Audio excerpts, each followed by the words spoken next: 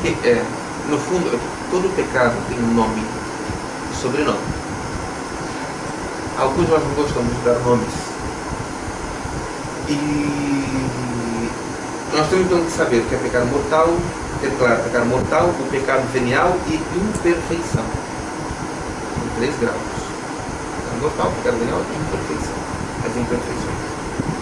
Se Deus nos chama a perfeição da caridade, sede perfeitos como vosso Pai Celestial é perfeito, Ele não quer só que nós lutemos contra o pecado mortal, nem só contra o pecado venial, também contra as imperfeições. Mas, se eu ainda tenho por exemplo, quantas pessoas às vezes estão cheias de pecado mesmo, nós vemos isso. Passam anos, mais de 10 anos sem se confessar. Começa a confessar, eu nem sei, padre, o que eu confessar, porque eu acho que eu não tenho pecados assim graves. Pelo amor de Deus. Depois de 10 anos, a gente não tem pecado, nem pecado mortal. Então, eu tenho que me ajoelhar e beijar seus pés aqui. Isso não é santo, isso não é santo. Ou seja, ela não tem conhecimentos. E se fala de uma coisa, não, é porque eu me irritei no ônibus essa semana. Ou seja, a luta dela é como se fosse a luta da minha unitiva contra imperfeições. Quando ela está cheia de pecados. Por isso, na primeira tem que saber quais são os pecados. Depois, os pecados veniais. Eu acho que talvez da próxima vez, se ajuda, falando sobre o pecado, sobre a luta contra o pecado, já pode ajudar também a fazer um bom exame de consciência. Acho. Se não ficar, claro, a senhora me fala, porque aí eu deixo um dia seguinte só sobre falar sobre exame de consciência. Que é o exame de consciência geral, o exame de consciência particular. Já ouviram falar essa distinção? Exame de consciência geral, exame de consciência particular. E a gente pode então centrar. Nós vamos falar, durante a luta contra o pecado, vamos falar sobre isso também. Mas se ajudar, a gente pode trazer um modelo de exame, porque isso ajuda bastante. Eu recomendo bastante mesmo. Devocionários que têm exame de consciência. Tem um, inclusive, seleta de orações, já viram? Sim. Aqui a senhora está em esse? Então, a seleta de orações tem uma ajuda de exame diário de consciência. As orações também, né? Mas a gente vai falar um pouco sobre isso. Padre, quero perguntar a você, enquanto eu estou lembrada, porque eu sempre esqueço sobre isso. Quando o senhor falou sobre o assunto que ele falou. Eu já tenho ido me confessar e o padre não passou a penitência e eu saí também não pedi. Aí quando eu vou na presença do Santíssimo, aí eu lembro, né? Mas ali eu sinto o desejo de rezar também no Pai Nosso e Deus Ave Maria. Ótimo, você faz muito bem. Só que é a sua oração, não é a penitência sacramental. Mas muito bem fazer. Pedir, né? Às vezes é só dizer, pai, acho que se esqueceu. Tem pai que não gosta, nem sabe da importância. Então, também não tem como entrar em discussão. Deus me livre, né? Fazer isso, não aceite. Aceite já com a penitência que não tem penitência.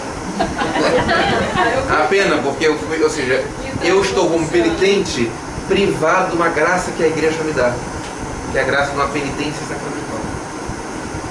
Oferece a Deus. E aí reza a nossa mas não é a penitência sacramental, porque não tem aquela fruto da graça do sacramento, né? Que é a indicação do próprio confessor.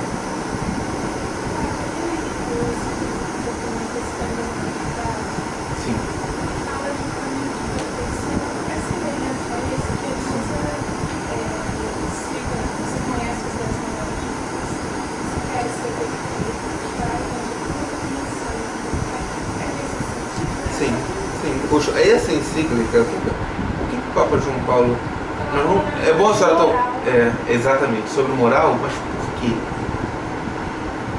Porque a igreja entrou numa crise. E uma das coisas é que muitos confessores dizem que o pecado não é pecado. Que o pecado depende de ser pecado ou não. Então o Papa João Paulo II escreveu esta encíclica para mostrar, não, a doutrina da igreja é essa, é essa, é essa, é essa. Nós temos os 10 mandamentos, nós temos que... Então, é bom a senhora tocar esse exemplo, faz o seguinte, da próxima vez, se eu não tocar, a senhora me lembra. Por quê? Isso assim é importante, talvez então divida essa luta contra o pecado em 2 sextas-feiras. Porque aí a gente vai falar sobre os erros da luta contra o pecado. Então, uma das coisas é essa. Se foi incutido na mente dos católicos, infelizmente através de muitos confessores, que o pecado mortal é tão difícil de ser cometido que quase ninguém comete. Eu vou apresentar aqui algumas teorias que infelizmente estão, hoje mesmo, em várias livrarias católicas, pegaram alguns livros que estão esses erros à vista. Né? Um deles é esse, que é a teoria da opção fundamental. Já estou adiantando, mas eu vou cortar logo. Que é o quê? Dizer que se eu tenho a opção fundamental por Deus, o único pecado mortal realmente seria renegar a Deus. Então, se eu sou padre, se eu sou religioso, se eu sou agente de pastoral, se eu estou na igreja, no fundo, eu não cometo pecado mortal, a não ser que eu abandone a igreja, eu abandone a Deus. Então, eu não preciso confessar, porque isso não é tão grave, isso não é assim. A gente vai falando, a gente retoma isso, mas no fundo é isso mesmo. Ele está apresentando o quê? O caminho da perfeição leva consigo uma vida nova. Não é só dizer, eu creio em Jesus. A vida em Cristo, a fé de Cristo me leva a ter uma vida em Cristo. Uma vida nova que é o seguimento dos mandamentos de Deus. Mas tem ligação com isso.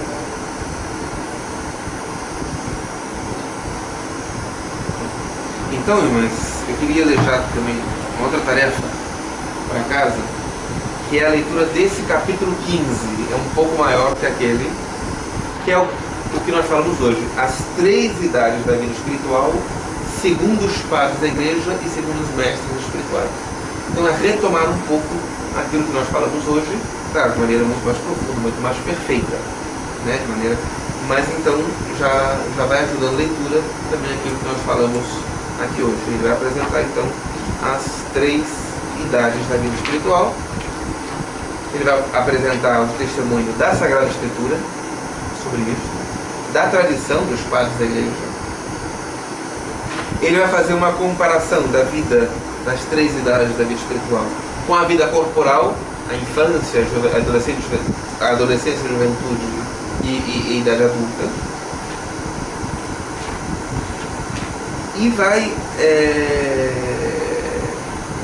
apresentar de uma maneira muito interessante e esquemática. Se as senhoras quiserem depois anotar isto, porque aos poucos o que nós vamos fazer é falar um pouco sobre tudo isso ao decorrer dos nossos encontros. Ele faz um esquema. Quais são as virtudes iniciais? É claro, não é que nós não somos um esquema, nós somos um corpo vivo, que é a igreja, e portanto a vida espiritual também é orgânica. Mas ele vai apresentando de maneira esquemática quais são as virtudes iniciais, o que Deus espera, o que Deus quer fazer nessa aula. Então, por exemplo, o primeiro grau da caridade, a temperança, a castidade, a paciência, os primeiros graus da humildade. É isso que ele espera na via purgativa. É para isso que ele nos chama. É isso que ele vai trabalhar em nós. E depois ele vai falar sobre os dons do Espírito Santo, como é que eles agem.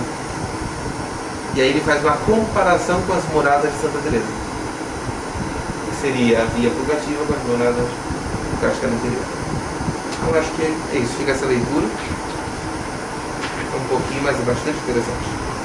Aí, talvez esse esquema aqui, acho que poderiam pelo menos anotar e de vez em quando ir repassando, porque é sobre isso que aos poucos nós vamos ir falando. Vamos falar sobre os dons do Espírito Santo, purificação passiva, a oração